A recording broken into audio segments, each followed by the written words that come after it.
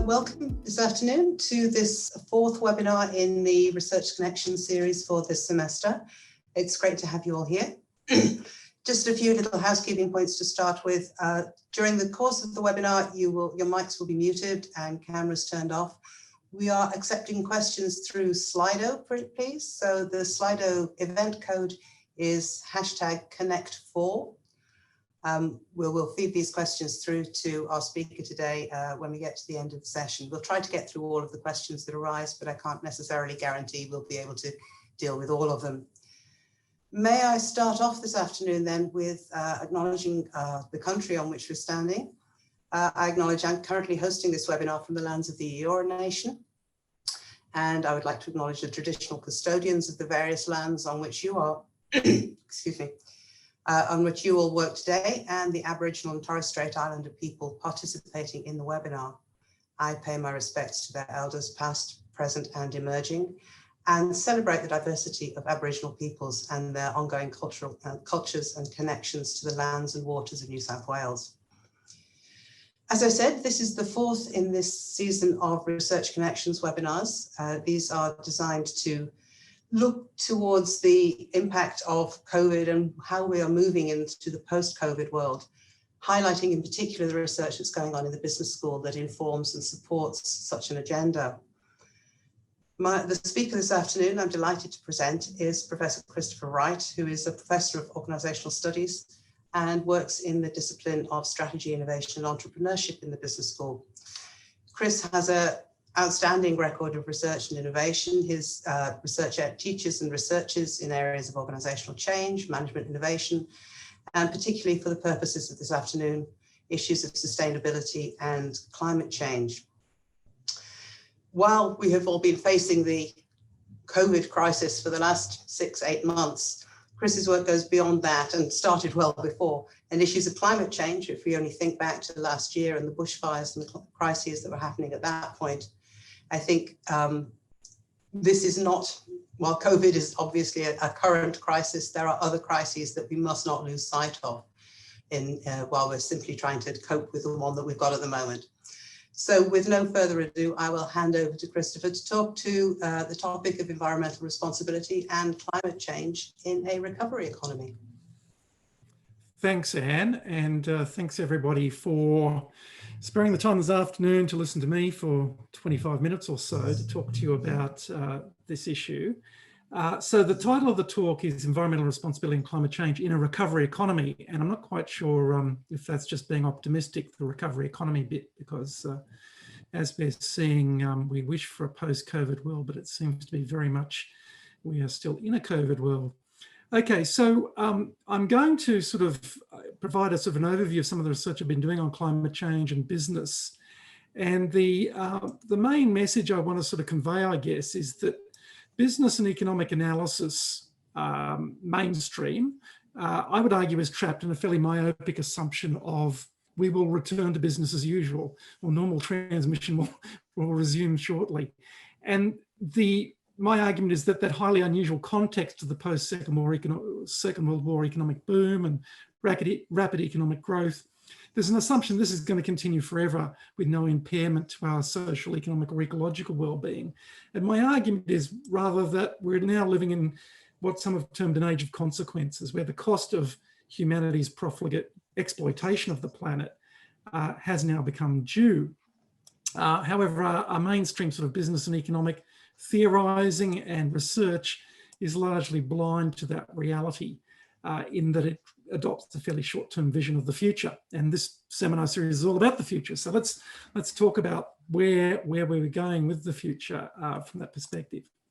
So to start, obviously the COVID analogy is fairly powerful, and I was sort of channel surfing some months ago, and this was on Four Corners, this story about the demise of Virgin Airlines. And it's quite a fascinating view to watch in that they've got some great interviews with the former CEO, he's no longer the CEO now, Paul Scurrah. And there's that quote there on the slide where he talks about the COVID crisis being orders of magnitude, the biggest crisis the airline industry has ever seen. And that's certainly the case. And there's a lot of other industries, energy industry in particular, if we look at the share price of ExxonMobil and Shell and BP and how that's crashed. what were once the most valuable companies in the world are now in free fall. So the COVID pandemic, this little virus, has really sort of brought humanity to its knees and fundamentally reshaped the global economy in fairly profound ways. And I think there's some interesting analogies there with how vulnerable human society is. And there's a level of hubris in the way in which we can think we can often bend nature to our will, and how it often comes back and bites us fairly severely. So one way to sort of frame that, and you see this a lot in popular discussion, is the idea of black swan events. You know, these unintended events we can't really anticipate, they come out of left field and catch us by surprise. And this sort of analogy of the black swan, it sort of goes back to Roman times, an ancient saying that presumed a black swan was a fictional animal. And then, of course, the Dutch explorers came to West Australia in the late 1600s and actually saw a black swan. Well, the swans prior to that had been white. So there's this sort of concept of the black swan theory, which has risen to prominence post the GFC in 2008. There's that best-selling book by Nassim Taleb, where he sort of talks about high-profile, hard-to-predict, rare events which are beyond the realm of normal expectations in history or science or finance, and they catch us unawares with huge implications. And we could say, well, the pandemic seems to be a black swan event. I don't know if you guys have been looking at the Johns Hopkins University dashboard. There's a screen grab from today, actually, the latest stats on the pandemic. And it seems to have caught us unawares. It's sort of come out of left field. Maybe the pandemic is a sort of a black swan event. And yet, there's a lot about the pandemic, and I'd argue about climate change, which makes the black swan analogy completely irrelevant to some extent. In terms of the pandemic, there have been lots and lots of warnings in years gone past. Previous pandemics, so the Spanish flu after World War I, we had SARS more recently, 2004, H1N1, 2009, the Ebola outbreak in 2015. And of course, you know, Bill Gates was, up until relatively recently, pretty accurately predicting a global pandemic was in the offing. And lo and behold, we are now living through it. So in a sense, this wasn't unpredicted. This was entirely predictable. And we were sort of, this was scientists and virologists and epidemiologists were talking about the likelihood of a global pandemic happening in coming years. And sure enough, that's exactly what we've got. Now, that's all a segue to what I would argue is the most critical challenge we now face, which is anthropogenic climate change, human-induced climate disruption. And the science on this goes back actually over a century and a half in terms of the greenhouse effect and the way in which human greenhouse gas emissions, carbon dioxide, methane are changing the chemistry of the atmosphere and the oceans in very profound ways. And that science has only solidified since the 1970s and 80s to the extent that even, you know, major oil companies like ExxonMobil, their own scientists in the late 1970s were predicting very accurately where we would be by 2020. And lo and behold, they were spot on in terms of the atmospheric concentration of carbon dioxide, 418 parts per million. So they were predicting that, you know, 40 years ago, and they were on track. And climate science is very well defined. There's a consensus around where we're heading and how substantial the threat is. And while we're living through the myriad impacts to our social and economic system of the COVID pandemic, they dwarf in comparison to what's coming with climate change. And so my research over the last 12, 15 years has been really focused on the economic and political responses to the climate crisis. And that's a shot, of course, from last summer's bushfires. That's up in the Blue Mountains. And the bushfires we had last summer were the Black Summer, were completely unprecedented in terms of scale and ferocity. And every time we get an extreme weather event that's climate induced, we think this is going to be a wake-up call. Humanity's going to wake up and suddenly we're going to take emergency action in responding to climate.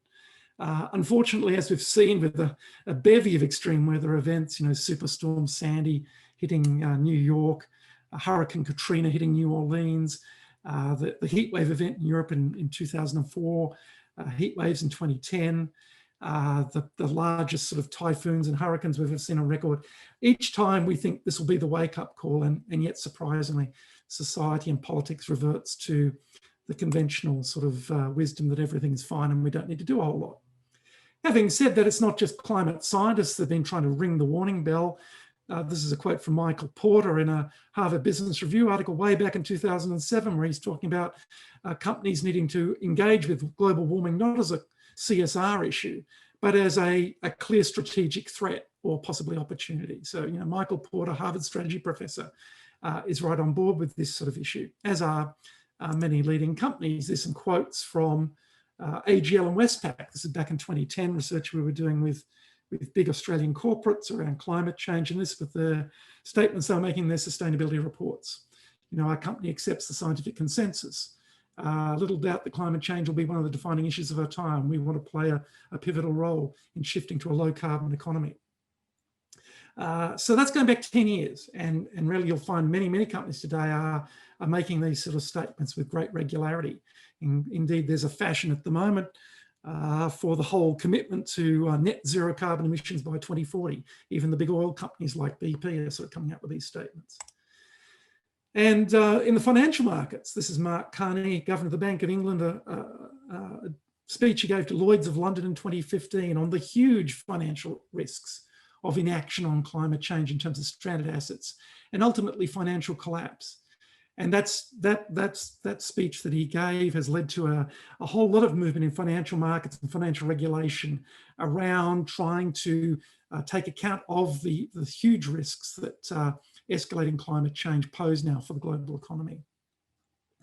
Okay, so that's to set the scene that this is not new. We've known about this scientifically for over a century, politically probably from about the late 1980s, and yet we haven't done a whole lot in terms of tangible emissions reduction. And the problem is fairly simple.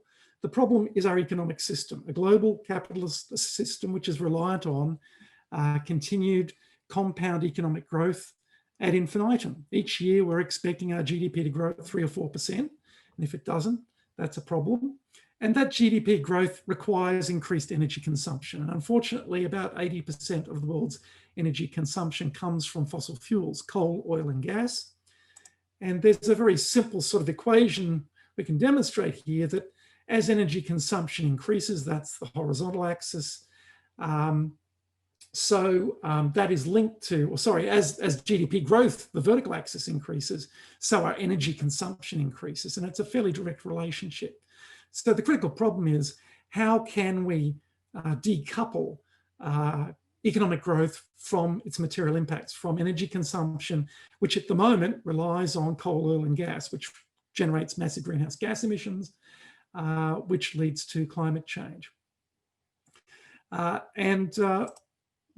is the problem. So climate change derives from 2 centuries of economic development since the Industrial Revolution, which has come about through fossil fuels, coal, oil, and gas, and through the combustion of coal, oil, and gas to provide our energy and the growth, the rapid growth that we've seen over the last century and a half. We've emitted significant amounts of greenhouse gases into the atmosphere, such that we've warmed the planet on average by about 1.2 degrees Celsius. That's the latest statistics from the IPCC, Intergovernmental Panel on Climate Change. And we're likely to exceed or approach 4 degrees Celsius later this century. So business as usual, we're on track for about 4C. So we're already at 1.2, and we're seeing some pretty substantial impacts in terms of the climate.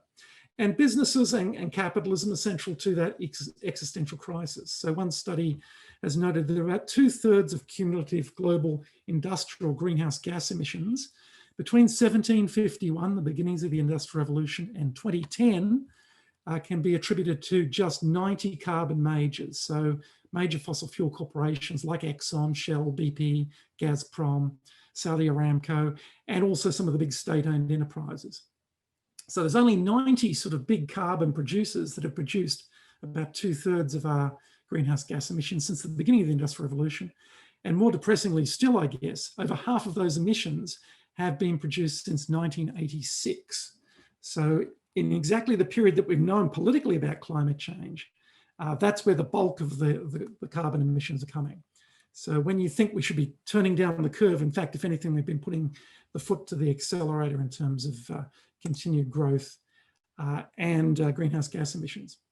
And I won't go into the impacts. There's a whole bevy of slides I do with the Al Gore Climate Reality Project, which talks about the physical impacts of climate change increased storms, increased droughts, basically increases in extreme weather at all of the sort of the extremes. So the tornadoes, sorry, the typhoons, the hurricanes and cyclones will become more intense. We'll see category 5 and beyond type storms. Flooding will increase, rainy areas will become more pronounced.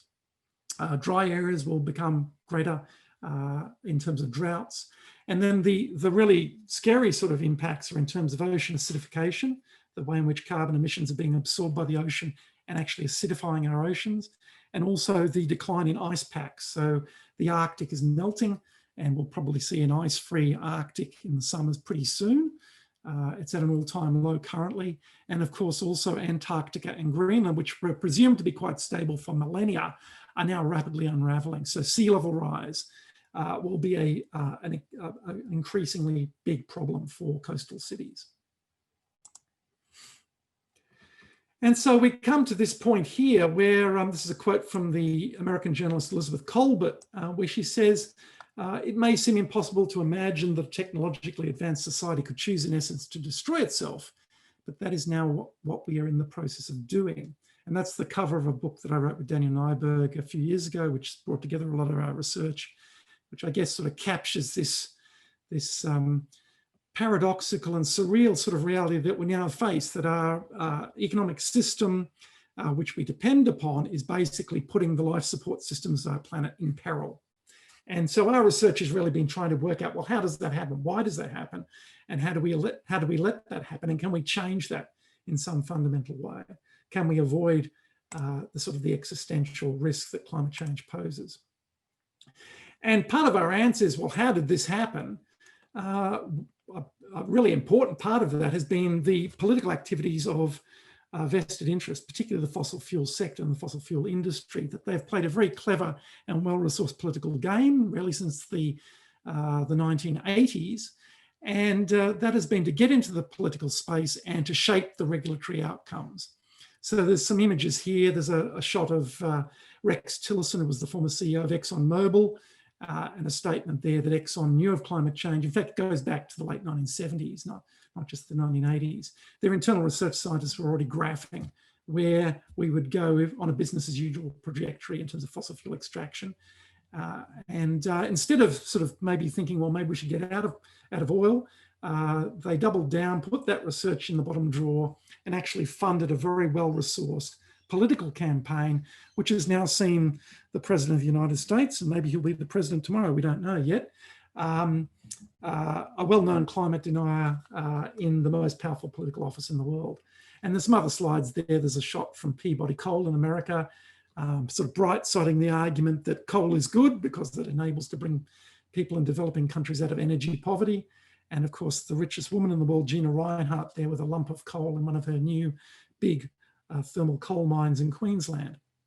So the industries and the fossil fuel sort of magnates have pushed very hard politically to silence and cast doubt over climate science and to elect politicians that will ensure that fossil fuels forever continues.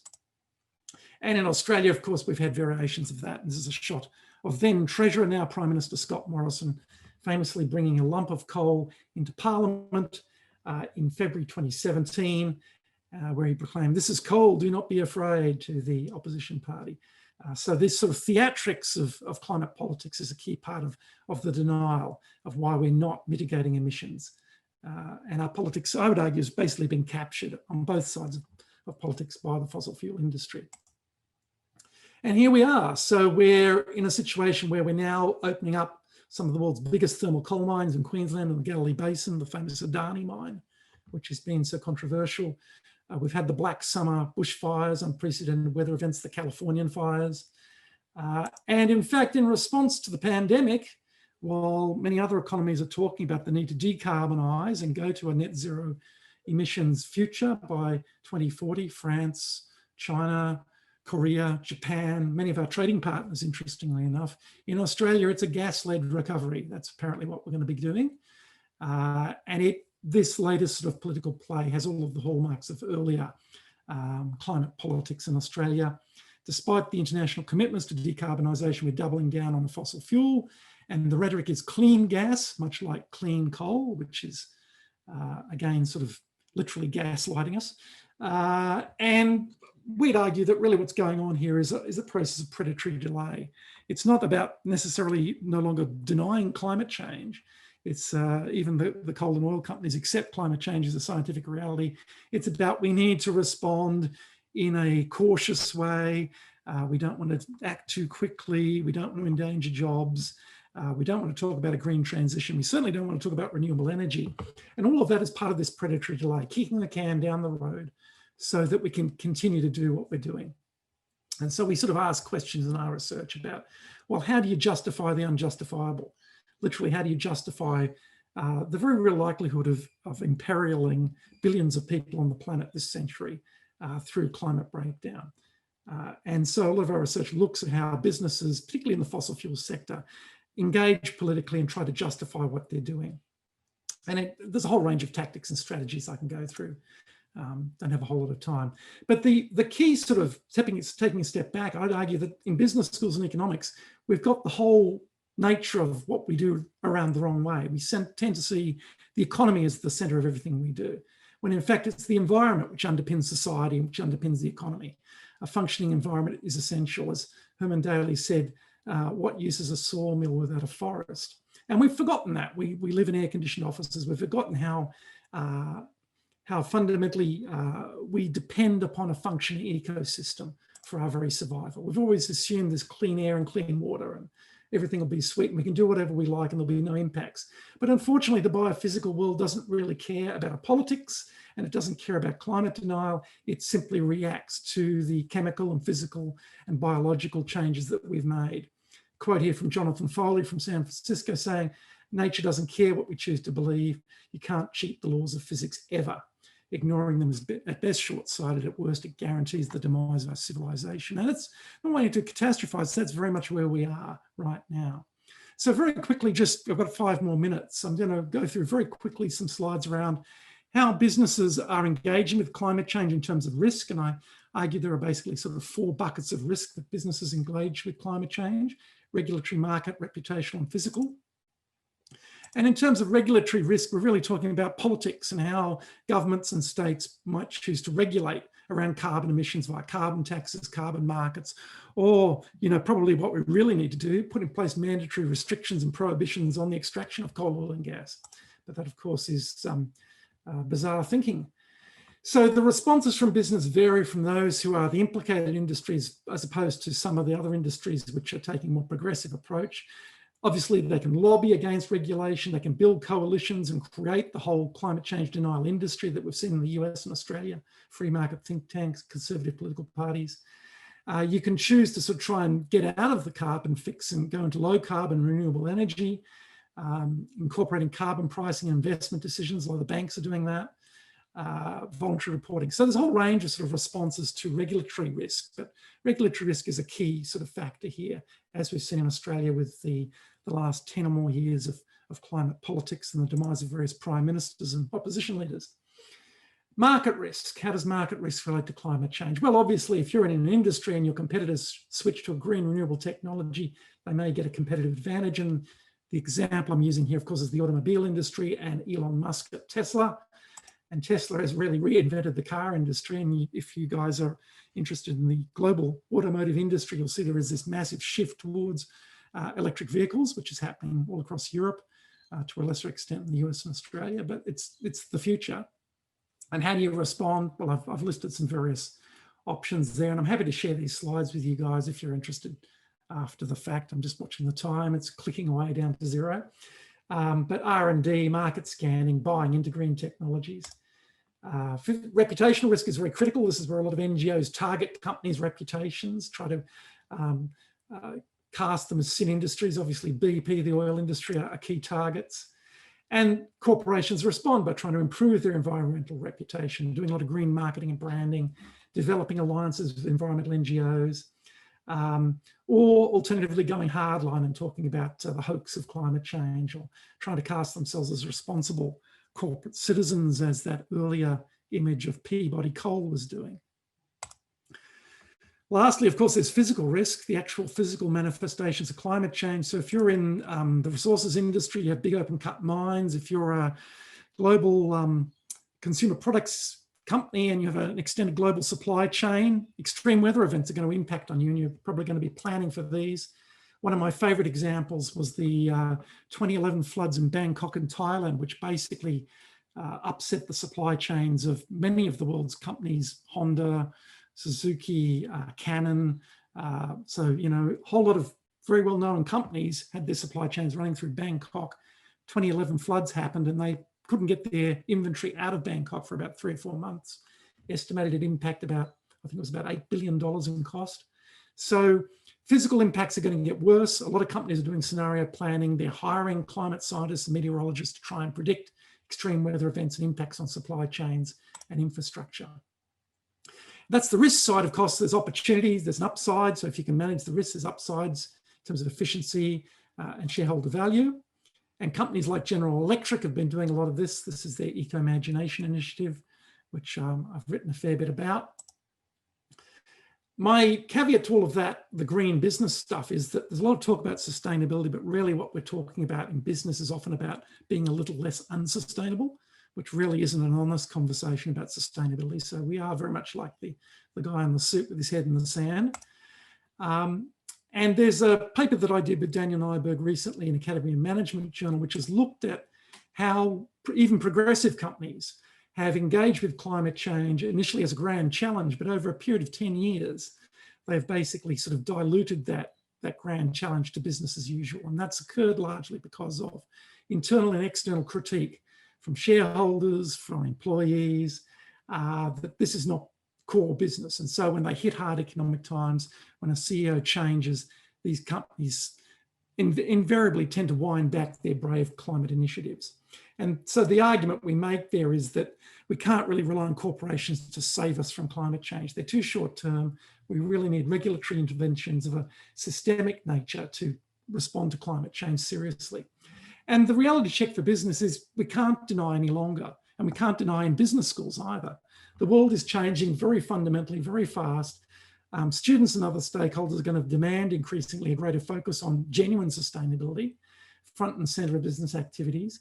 And the challenge, I think, in business schools is to avoid going down that path where we dilute a genuine discussion about environmental sustainability. We actually have honest conversations about where we are, where we're heading, and how we really need to accept some really tough choices, like, for instance, leaving fossil fuels in the ground and divesting from fossil fuel stocks and not taking fossil fuel funding for our research. These are quite contentious sorts of issues. But civil society is biting back also, not just nature. And we've seen the examples of Extinction Rebellion in Britain, the World Climate Movement, examples like Greta Thunberg at the World Economic Forum. And so these social pressures, the school strikes, are only going to intensify as climate impacts get worse. We're going to see an increasingly disruptive politics that we can't choose to ignore in business schools or in business. And so I'll leave you with this last slide. You may have seen this cartoon. It's a bit of Gallows humour. Yes, the planet got destroyed, but for a beautiful moment in time, we created a lot of value for shareholders. And that, I think, in a nutshell, is the problem we have in a lot of business discussion. We focus on this outdated discussion of shareholder value without really thinking about the need to have a functioning ecosystem to exist within. And I'll stop there. Thank you, Chris. That was fascinating. We have, as you might expect, a number of questions, and we'll start with one of the more straightforward ones, I think. What would you recommend as strategic actions to consider for businesses to embrace to help shift to a low carbon environment? What should businesses do? You've talked maybe the regulatory. Yes, the issue is really what industries are they in? And, you know, if a lot of our research has looked at companies in very different industries. So if you're in the finance sector, reducing your carbon footprint in terms of your direct operations isn't a big deal for banking and insurance. Yeah, they employ a lot of employees and they have some office blocks and they have car fleets and you can decarbonize there, but that's nothing. Where they have a real impact, of course, is in their investment decisions. And so if you can change investment decisions so they're no longer funding thermal coal mines or funding the expansion of gas fracking, as many of the big four banks still do, despite all of their sustainability announcements, that would have a huge impact. So you're cutting off the sort of financial supply to the fossil fuel sector. There's big problems for other industries. Airlines, I mean, it's a bit hard to talk about airlines in the pandemic because they're no longer flying, but they face a real problem because there is no obvious green alternative to burning kerosene at 35,000 feet. So yeah, how do you decarbonise the global airline industry? There's a lot of talk about algal biofuels, but those are essentially small-scale additives. Other industries, if you're in the coal industry, well, I think the world's shifting now and they've reached the end of their delay strategy. The world is moving away from thermal coal for electricity production. So it's grim times if you're a coal mining company and that's all you do. Oil industry is an interesting one because they are now pivoting quite fast, and it's been driven by the COVID impact on energy prices. And you might have seen the announcements by Shell and BP and even Equinor in Norway, where they are making all sorts of brave commitments to zero carbon by several decades away. You've got to read into the fine print and whether they're including scope 3 emissions and that sort of stuff. But so there's lots and lots of detail here around different businesses, different industries around decarbonisation, because what we really need to do now, it's so late in the day, we need radical decarbonisation of our global economy. So yeah, it's complex and it depends which industry you're in. Thank you. We've got a few questions that are linking this topic through to the COVID crisis that we have at the moment. So if I can try and sort of group them together, I don't know if you want to take them one at a time or the different themes. So do you think people's behaviour will change as a result of the pandemic in ways that may either positively or negatively impact the environment? Will the transition to renewable energy perhaps be slowed or halted or increased as a result of COVID? And do you think that COVID-19 lockdown may actually serve to reverse some of the effects of climate change due to, for example, the increase in air travel, reduction in car use and so forth? Yeah, they're good questions. So maybe I'll start with the third one first, actually. So there was, as you guys might have seen on social media and stuff, when the pandemic still started, there were a whole lot of memes and posts on Twitter and Instagram and other places of, dolphins in the canals of Venice. Well, they're actually in Sardinia, they weren't in Venice. But, and this nature is coming back, as the world's in lockdown and we're not flying, suddenly nature's coming back. Unfortunately, I wish that was true. Unfortunately, although the global airline industry, the emissions from transport have dropped significantly, emissions from energy are still holding up pretty well. We will see around a 4 to 8% decline in global greenhouse gas emissions this year as a result of the pandemic and the economic constriction that's resulted from that. But that's likely to be a blip once governments try to re-energize GDP growth and get out of recession. So it really depends on the decisions that governments make. Daniel and I, we're writing a second book at the moment, and our opening chapter is about the pandemic as sort of a fork in the road. And is it a missed opportunity? Did we choose to continue going down one path in the road when we could have taken the fork towards a sort of a Green New Deal, a sort of a decarbonised economy, and this could have been the opportunity to get off fossil fuels? And the problem is that our politics and our politicians are locked into that business as usual fossil fuel energy economy. And Australia's a great example, it's going to be a gas-led recovery. So hopefully it would be the circuit breaker for a transition away from fossil fuel energy, but it's not happening politically. And if anything, there seems to be a commitment to double down on new coal, oil and gas. That's why the US election is so essential today for the climate. A good friend of mine, climate scientist in the US, Michael Mann, who was in Australia in February, lived through the bushfires. He's been tweeting in the last 2 weeks, op-eds in The Guardian. It's sort of like the last chance for the planet, this US election. So if Trump gets back and he doubles down on what he's been doing in the last 4 years, it's not looking good in terms of decarbonisation. Renewable energy, yeah, look, it'd be great if our politicians could really undertake that sort of New Deal commitment to investment in renewable energy. The technology's there, we know what to do, we just need the policy drivers and the incentives to drive a shift to solar, wind, hydrogen, all that sort of stuff. But it can't happen while we continue to subsidise the fossil fuel industry and not subsidise renewables. And then behaviour in the pandemic, yeah, sure. Where our behaviour has shifted in terms of transport, working from home, we're not flying as much. That's been driven by the need to sort of avoid the disease getting out of control. but our behaviour around consumption and global supply chains is unlikely to change. And so I'm a bit sceptical about the degree to which our behaviour will shift towards a meaningful engagement with climate change. It's interesting how quickly we've forgotten the Black Summer bushfires, and it's all about, you know, the here and now with the pandemic. I've got a couple of questions here again around the impact of this kind of topic and the role of universities and education in this domain. So there's a question around whether or when will sustainability be incorporated as a standard across the business school curriculum. Another question that's kind of one of my own really, are universities and business schools in particular part of the problem rather than part of the solution? Mm-hmm. Yeah, good. Yeah, yep. Good. We'll just leave it at that for now. Let's start with those two, yeah. Okay, with the sustainability, yeah, look, I totally agree. And it's something I've been banging on about for a long time, that we need to have, and when I say sustainability, it's a bit of a weasel word. I mean, I teach some courses called Organisational Sustainability in the Business School. I chair the Masters of Sustainability, which is run out of the Faculty of Science, which is the university's only cross-faculty program, certainly at the postgrad level.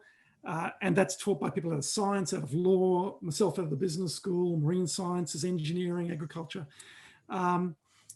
But it's basically a labour of love by a dozen individuals. So there's a lot of discussion and use of the word sustainability in the university and elsewhere, but I would like to see a more genuine, meaningful engagement with that topic.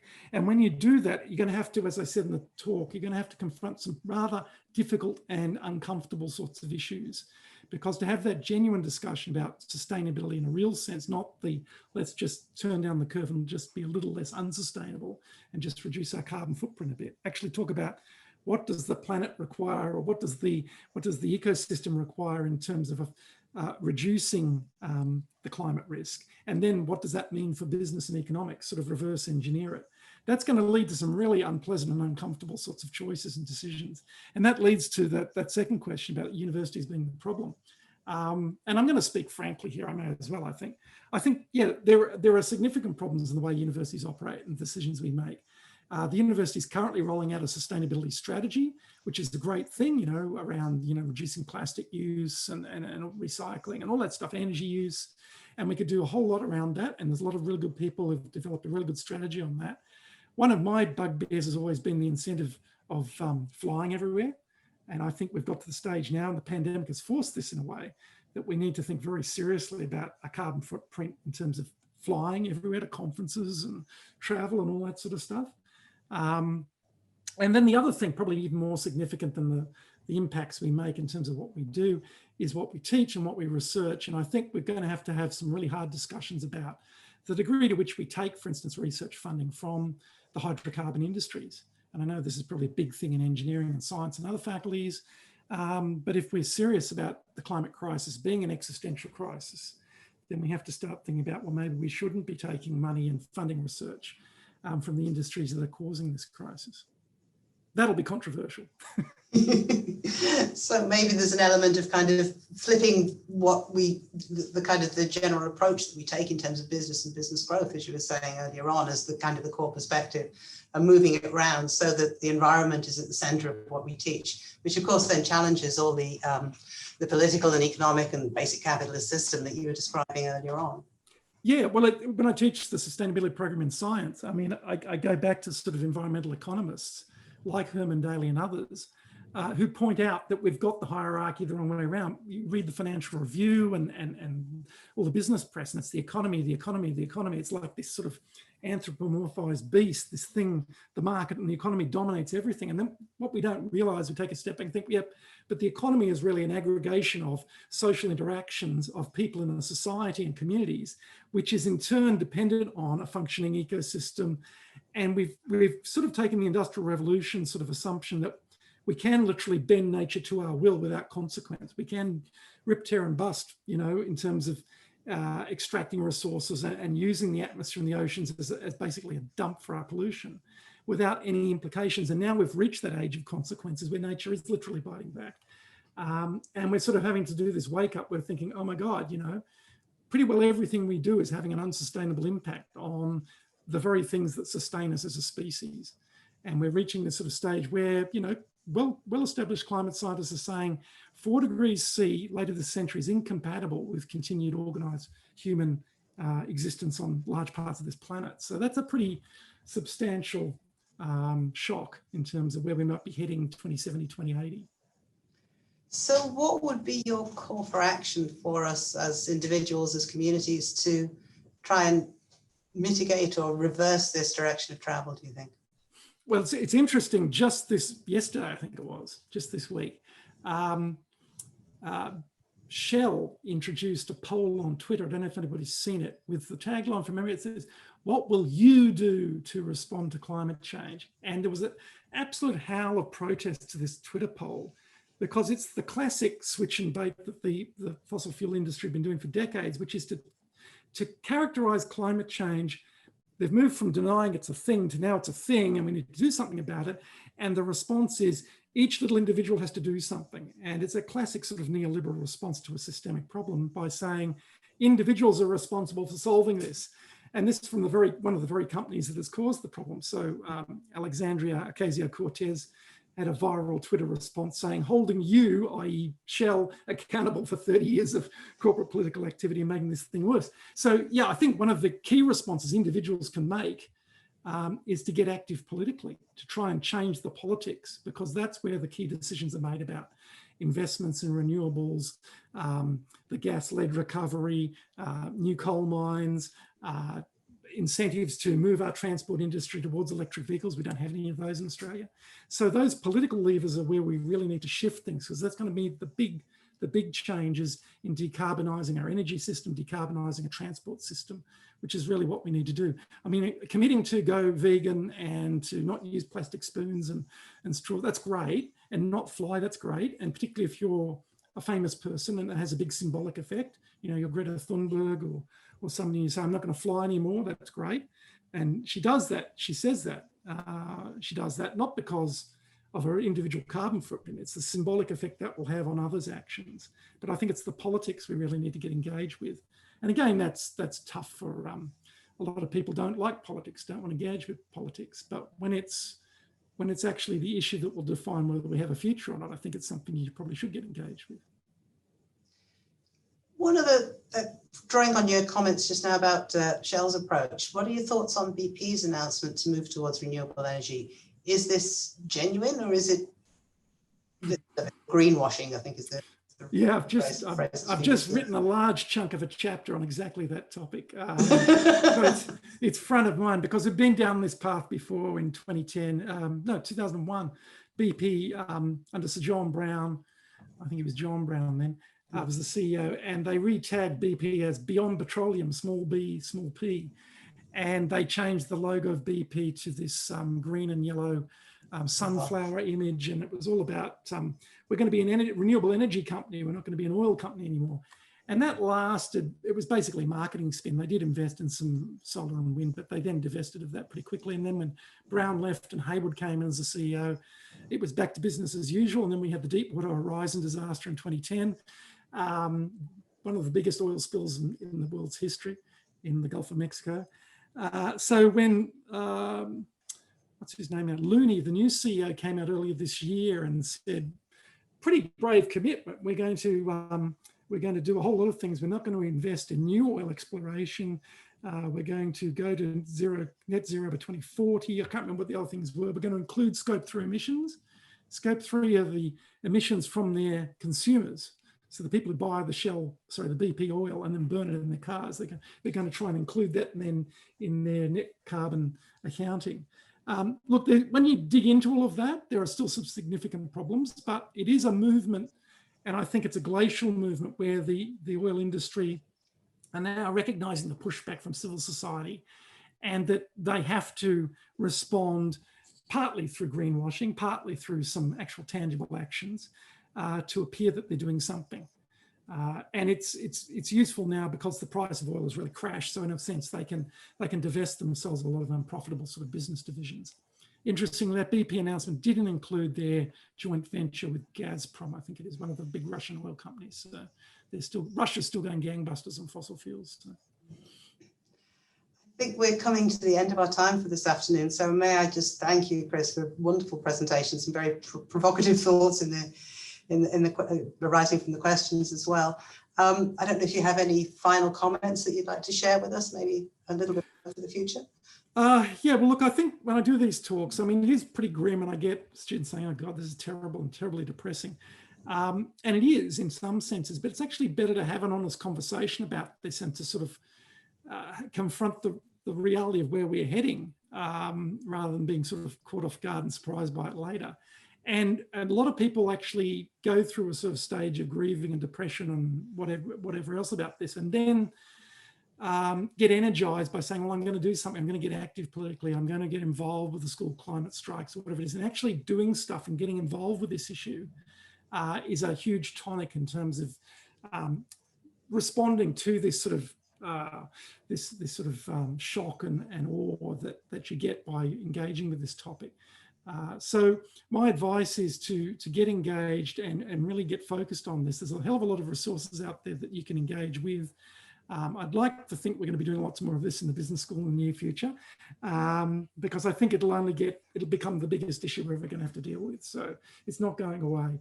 And in a way, to finish up, I guess today's election is going to be really interesting to see in terms of the outcome and whether America can pivot towards a Green New Deal or whether they're just going to sort of double down on what they've been doing. Anyway, time will tell. Yes, time will indeed tell on that one, hopefully a little bit sooner than we'll resolve the climate problem. Thank you very much again, Chris. And thank you to everybody who's been with us this afternoon in the webinar. Could I request that you complete the survey that will be coming around, I think, once the webinar is finished. And at that point, I'd just like to say once again, thank you. Have a good afternoon. We'll see you hopefully in the next series next year.